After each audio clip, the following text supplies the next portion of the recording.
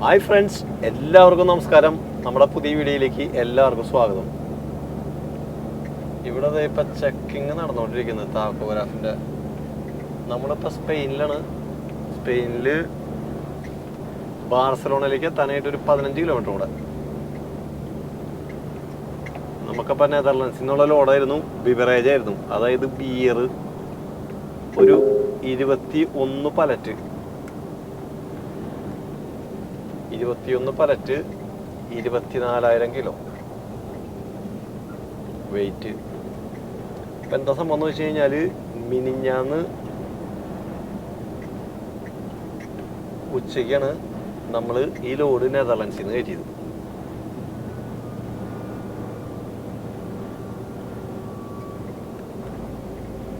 മിനിഞ്ഞാന്ന് ഉച്ചയ്ക്ക് ലോഡ് കയറ്റാൻ പോയവിടുത്തെ ചെറിയ പ്രോബ്ലംസ് ഒക്കെ ഉണ്ടായിരുന്നു. ഒരു പലറ്റ്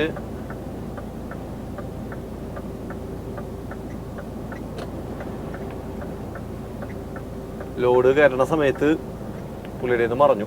ലോഡ് കയറ്റണ പുള്ളിയുടെ ഏറ്റവും ആദ്യത്തെ പലറ്റ് പുള്ളി ഇങ്ങനെ മെഷീനിൽ അങ്ങനെ സാധനം കൊണ്ടുവന്ന് ഒരു കൈ ഫോണിലായിരുന്നു പുള്ളിയുടെ. പുള്ളി ഇങ്ങനെ ഫോണിൽ ഇങ്ങനെ സംസാരിച്ചുകൊണ്ടിരിക്കുന്ന സമയത്ത്, അപ്പോൾ ഇവിടെ എങ്ങനെയാണെന്ന് വെച്ച് കഴിഞ്ഞാൽ, സാധാരണഗതിയിൽ നെതർലാൻഡ്സിൽ ലോഡ് കയറ്റുന്നിടത്ത് ഞങ്ങൾ ഡ്രൈവർമാരെ നിൽക്കാറില്ല.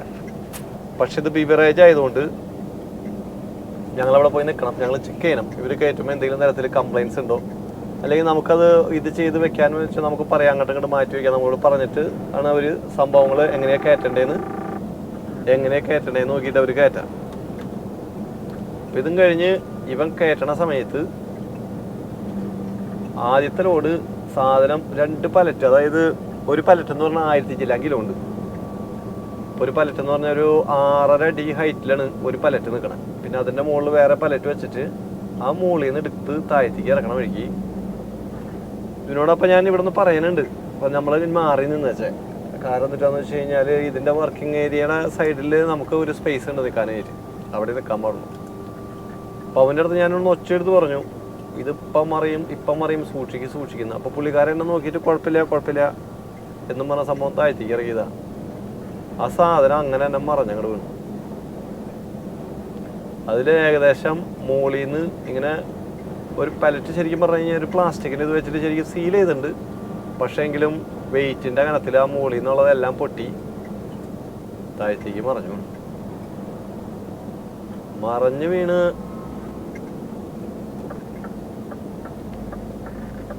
കഴിഞ്ഞപ്പോഴേക്കും പുള്ളിക്കാരൻ ഫോൺ മാറ്റിയിട്ട് എന്നെ ഇങ്ങനെ നോക്കി. In 3 kilometers, use the right lane to take the E15, AP7 exit toward E90, Yeda. അതുപോലെ തന്നെ പുള്ളിനെ ഞാനും നോക്കി. ഞങ്ങൾ രണ്ടുപേരും അങ്ങോട്ടും ഇങ്ങോട്ടും നോക്കിക്കൊണ്ടിരിക്കുന്നു. എനിക്കൊന്നും പറയാണ്ടായിരുന്നില്ല. ഞാനിവിടുന്ന് നമ്മൾക്ക് പറയണതിനൊരു ലിമിറ്റ് ഉണ്ടല്ലോ. പിന്നെ എന്തൊരു പ്രശ്നം എന്ന് വെച്ച് കഴിഞ്ഞാൽ, ഞാൻ വണ്ടി വന്നിട്ട് റെസ്റ്റ് മോഡിൽ ഇട്ടേക്കായിരുന്നു. കാരണം അവിടെ നിന്ന് ലോഡ് 45 മിനിറ്റ് കയറ്റിയിട്ട് അവിടെ നിന്ന് നേരെ സ്പെയിനിലേക്ക് കയറാനായിട്ട് ഏകദേശം ഉച്ച സമയത്താണ് ലോഡ് കയറ്റണത്. കാരണം ആ സമയത്ത് നമുക്ക് കവർ ചെയ്ത് കഴിഞ്ഞ് കഴിഞ്ഞാൽ ബെൽജിയം വലിയ കുഴപ്പമില്ലാണ്ട് ക്രോസ് ചെയ്യാൻ പറ്റില്ല, ബെൽജിയത്തിനകത്ത് കയറാം. ഇപ്പോൾ ബോർഡറിൽ ആൻഡ്വേർപ്പ് എന്ന് പറഞ്ഞ സ്ഥലത്ത് നല്ല തിരക്കായിരിക്കും ഒരു ഉച്ച 4-4:30 കഴിഞ്ഞാൽ. അപ്പോൾ നമ്മൾ ഉച്ച കഴിഞ്ഞ് ഒരു 2 മണിയൊക്കെ ആയി. 2 മണിയായപ്പോഴേക്ക് എത്തി. അപ്പോൾ 2 മണിക്ക് ലോഡ് കയറ്റി 2:45 ആകുമ്പോഴേക്ക് അവിടെ നിന്ന് ഇറങ്ങാം എന്നുള്ള ഭാഗത്താണ് നമ്മൾ വന്നത്. ഈ സാധനം പറഞ്ഞ വഴി പുള്ളി വേഗം തന്നെ മറ്റേ എമർജൻസി ഇത് വിളിച്ചു. അപ്പോഴേക്കും അവിടെ നിന്നൊക്കെ ആൾക്കാർ ഓടി വന്നു. അപ്പോഴേക്കും എന്നെ പുറത്താക്കി. എന്നോട് പറഞ്ഞു, ചെല്ലിയിൽ പുറത്തിരിക്കും, ക്യാബിലിരിക്കും, വിളിക്കാം, ഇത് ഞങ്ങൾക്ക് സെറ്റ് ചെയ്യണം, ക്ലീൻ ചെയ്യണം എന്നൊക്കെ പറഞ്ഞിട്ട് എന്നെ വിട്ടു. ഞാൻ അവിടെ ചെന്ന് കുറച്ച് കഴിഞ്ഞ് ഒരു മണിക്കൂർ ഏകദേശം അത് കഴിഞ്ഞപ്പോൾ എന്നെ വീണ്ടും വിളിച്ചു. എന്നിട്ട് സംഭവങ്ങളൊക്കെ സാവധാനമൊക്കെ കയറ്റി അവസാനമായപ്പോൾ അവൻ എന്നോട് പറയുന്നത്, ആദ്യത്തേതിന് വേണമെങ്കിൽ കൈകൊണ്ട് താങ്ങി കഴിഞ്ഞാൽ അത് വീഴില്ലായിരുന്നു ഇല്ലേന്ന്. ഞാനപ്പോൾ പുള്ളിയുടെ അടുത്ത് ഞാൻ പറഞ്ഞേ, എനിക്ക് 70 kilo. Use the right lane to take the E15, AP7 exit toward E90, Yeda. എനിക്ക് വന്നിട്ട് 70 കിലോ. ആ പലറ്റിന് വന്നിട്ട് 1100 കിലോ, 1000 മുകളിലുണ്ടാ കിലോ വെയിറ്റ്. ആ സാധനം ഞാൻ എങ്ങനെയാ മുകളിൽ നിന്ന് താങ്ങണ്ടേന്ന് ചോദിച്ചു അവൻ്റെ അടുത്ത്. Use the right lane to take the E15 exit, then slide right onto the C17 ramp. അതും ശരിയാണല്ലോ.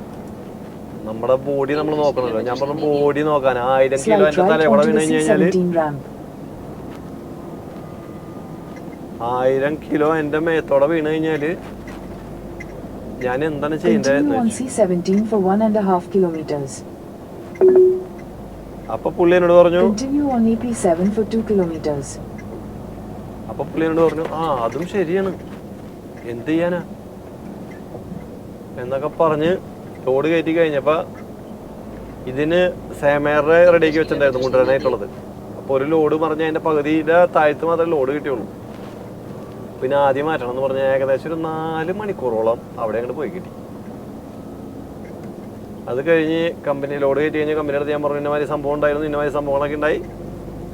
അപ്പോൾ അതിൻ്റെ പേരിൽ ഞാൻ മിക്കവാറും ഇന്ന് ഇവിടെ തന്നെ നെതർലൻഡ്സിൽ തന്നെ കിടന്നിട്ട് ഇന്നലെ വെളുപ്പിനെ അവിടെ നിന്ന് ഇറങ്ങാൻ തുടങ്ങി. എങ്ങനെയാണെന്ന് വെച്ചാൽ നോക്കി ചെയ്തോളാൻ പറഞ്ഞു. അങ്ങനെ കഴിഞ്ഞ് ഇന്നലെ കാലത്ത് നമ്മൾ വണ്ടി എടുത്താണ്. ഇന്നലെ വെളുപ്പിന് ഏകദേശം ഒരു 4 മണിയായപ്പോൾ വണ്ടി എടുത്തു. വൈകിട്ട് ഉച്ച കഴിഞ്ഞ് വണ്ടി നിർത്തി ഫ്രാൻസിൽ ഒരു സ്ഥലത്ത്. അതിൻ്റെ ഇടയ്ക്ക് അവിടെ കോംപ്ലിക്കേഷൻ, റോഡ് വർക്ക് നടക്കുന്ന കാരണം കൊണ്ട് അതിൻ്റെ കോംപ്ലിക്കേഷൻസ് അവസാനം ഒരു പെട്രോൾ പമ്പിൽ കയറ്റിയിട്ട് ഉറങ്ങാൻ പറ്റിയില്ല. In 600 meters, take exit 15 towards C17, Molle del Valle Center. നടക്കല്ലേ, ഇത് കുറച്ച് കോംപ്ലിക്കേറ്റഡ് ആണല്ലോ ദൈവമേ.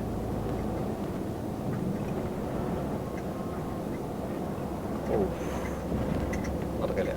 Take exit 15, then merge onto Avinguda di Antoni Gaudi. 16 നടക്കില്ല, നമുക്ക് അടുത്തേൽ ഔട്ട് എടുക്കാം.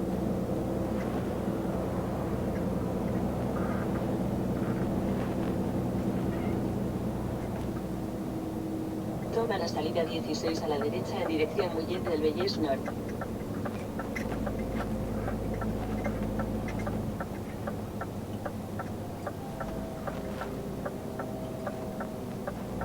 In 500 meters, take exit 16 toward Molle del Valle Nord. അത് കഴിഞ്ഞ്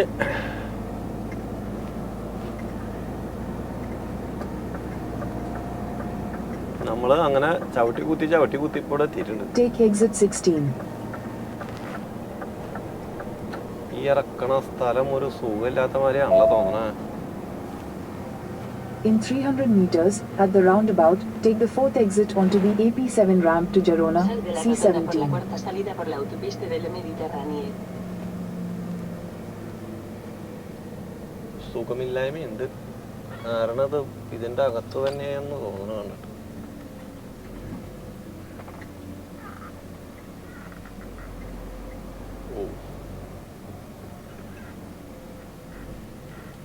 വണ്ടികളുടെ സൈഡൊക്കെ കുറഞ്ഞുണ്ടല്ലോ. Sal de la rotonda, después sal por la derecha. In 300 meters, merge onto AP7. വീണ്ടും തിരിച്ചു കയറണം. 13.5 ടണ്ണിൽ കൊള്ള വണ്ടികൾ അതിലൊക്കെ കയറാൻ പാടില്ല. നമുക്ക് വീണ്ടും തിരിച്ചു കയറണം.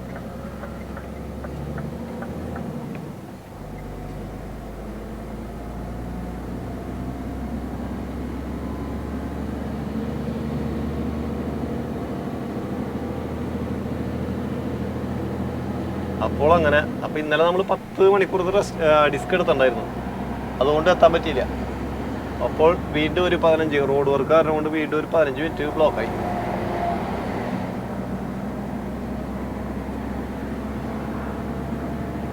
Continue on AP7 for 800 meters. A la derecha en dirección oeste.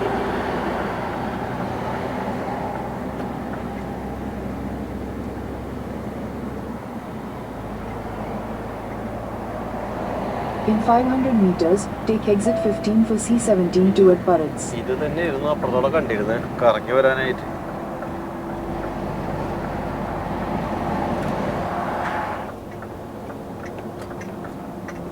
Take exit 15.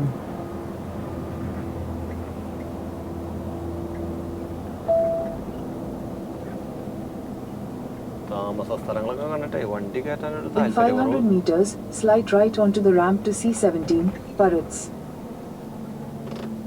ഇല്ല. ട്രെയിലർ അത് എവിടെ കിടക്കുന്നുണ്ട്.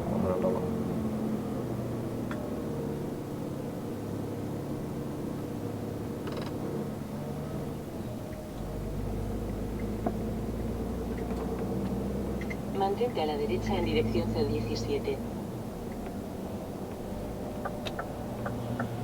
Slide right onto the ramp to C17.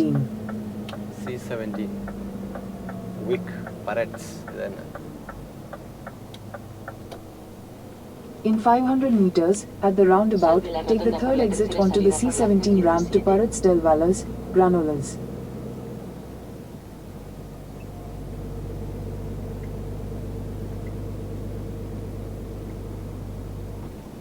Oops.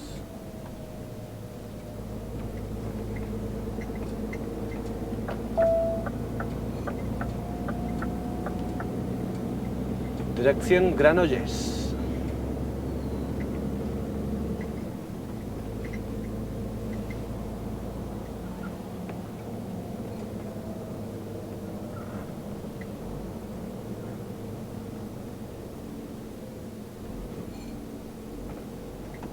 Parets de Valles.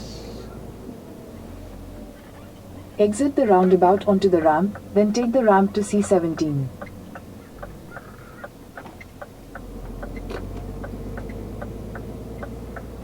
ഇവിടെ എങ്ങാനും ഒരു വളവെങ്ങാനും Mantente a la മാറിപ്പോയി izquierda കഴിഞ്ഞു por la കഴിഞ്ഞാൽ C17, después sal por la derecha. ഇതെന്താന്ന് വെച്ച് കഴിഞ്ഞാൽ രണ്ടിൻ്റെ നോക്കേണ്ടി വരും.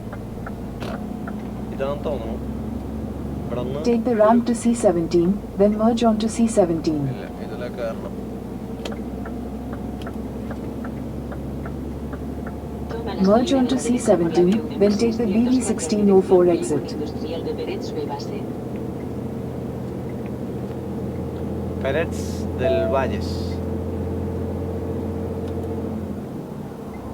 ഇവിടെ നിന്ന് വീണ്ടും ഔട്ട്.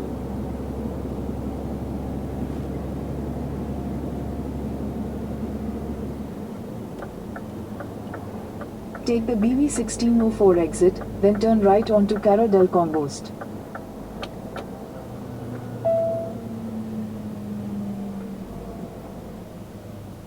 ഇത് പയ്യനെ വളച്ചില്ലെങ്കിൽ പാലറ്റ് ചിലപ്പോൾ മറയെന്ന് പറഞ്ഞിട്ടുണ്ട്. അത് മറഞ്ഞാൽ പിന്നെ അത് മതി ഇനി അടുത്ത പണിക്ക്.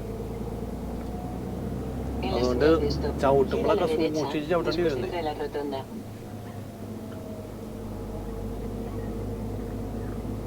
Turn right onto Cara del Congost, BV1604.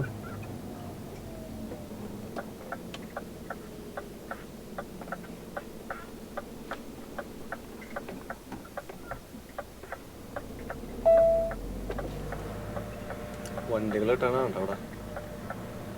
In 200 meters, at the roundabout, continue straight to stay on Cara del Congost, Sal de la BV1604. rotonda por la segunda salida por el cierre del Congost.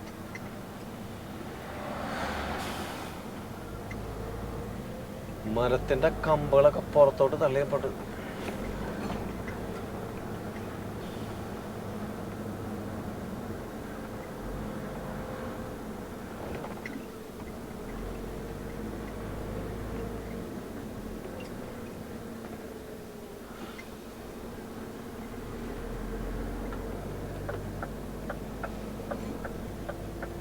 In 200 meters, turn right onto Passaic Fluvial. വണ്ടി വളയ്ക്കാൻ തോന്നണല്ലേ.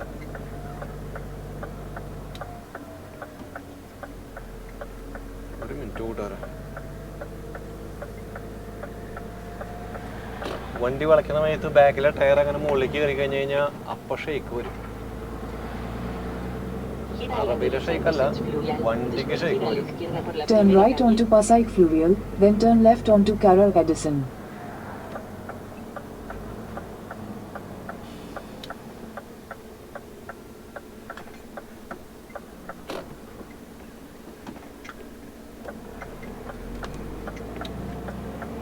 Gira a la izquierda en el que revisen.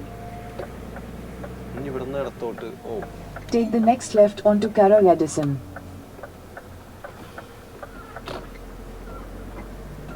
In 200 meters, turn right to stay on Cara Edison. ഇതാണ് വഴി. ഇത് കഴിഞ്ഞിട്ട് ഞാൻ ഇവിടെ എവിടെയെങ്കിലും കൊണ്ടൊന്ന് വണ്ടി വർക്ക് ചെയ്യാന്ന് വിചാരിച്ചതായിരുന്നു. അതിനുള്ള സ്ഥലം ഇവിടെ കാണാനില്ല. Has llegado al destino, Carrera Edison 1. El destino se encuentra a la Take the derecha. next right to stay on Cara Edison, then your destination will be on the right. എവിടെയെങ്കിലും നിർത്തുന്നത് ഇവിടെ ഒരു വണ്ടി ഇവിടെ വണ്ടികൾ കിടപ്പുണ്ടല്ലോ. അടിപൊളി. ആ സ്ഥലം സംഭവം എത്തിയിട്ടുണ്ട്. അടിപൊളി. ഇതന്നെ സ്ഥലം. നമുക്കപ്പോൾ ഒന്ന് പോയി നോക്കാം. വണ്ടി റിവേഴ്സ് വെച്ചിട്ട് അവിടെ പോയി ചോദിച്ചു നോക്കാം. അതായിരിക്കും നല്ലത്. അതിലെ വണ്ടികൾ കയറില്ല. അപ്പോൾ കൂട്ടുകാരെ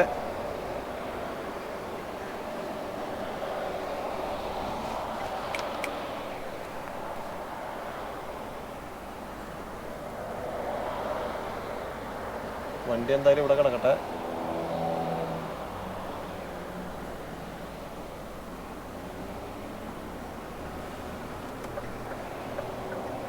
ബാക്കിയുള്ള ആൾക്കാരൊക്കെ സൈഡിൽ കൂടെ എങ്ങനെയാന്ന് വെച്ചാൽ പോട്ടെ.